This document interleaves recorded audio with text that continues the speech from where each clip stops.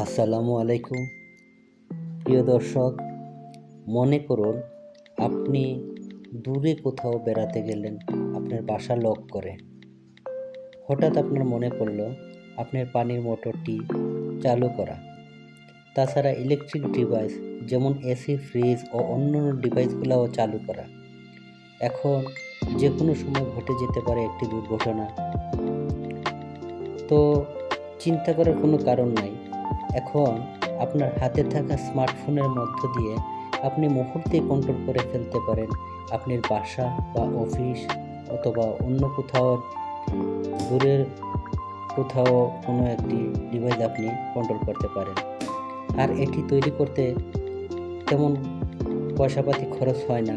একটি কন্ট্যাক্টর, একটি smart breaker, একটি এসপি ব্রেকার ও একটি অটো মাল্টিপল টাইমারের সাথে যোগ করে আপনি এটি তৈরি করতে পারেন।